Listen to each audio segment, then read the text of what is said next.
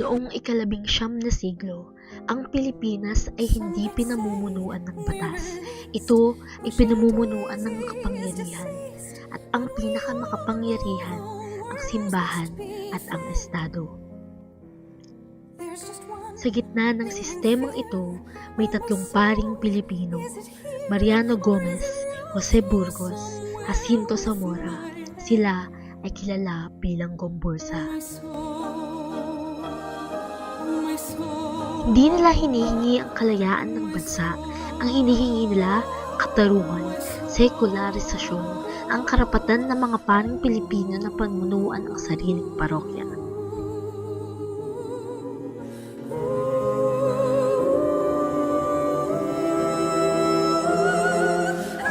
Sa mata ng kolonyal na pamahalaan, ang edukadong Pilipino ay mas mapanganib kesa armado dahil ang ideya ng pagkapantay-pantay ay hindi kayang patahimikin.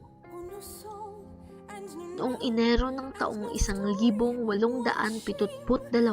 naganap ang Cavite Mutiny, isang limitadong pag-aasa ng mga sundalo, ngunit ginamit ito bilang dahilan.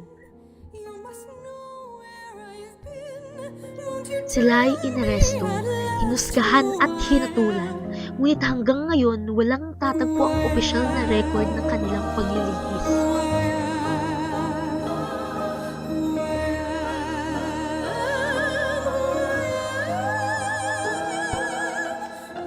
Pebrero 17, taong 1872, sa Bagong Bayan. Sa harap ng publiko, sila ay pinatay sa pamamagitan ng garote. Si Mariano Gomez, 72 taong gulang, walang pinalampas, walang konsiderasyon. Inakala ng pamahalaan na matatakot ang mga Pilipino, ngunit ang naiwan ay galit at alaala.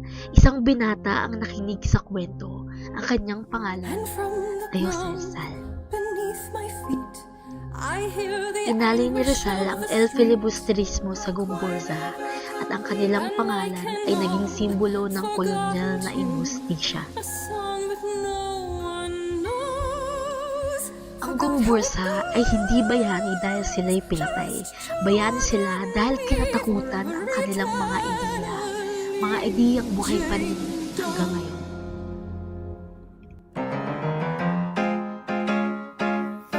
And I'm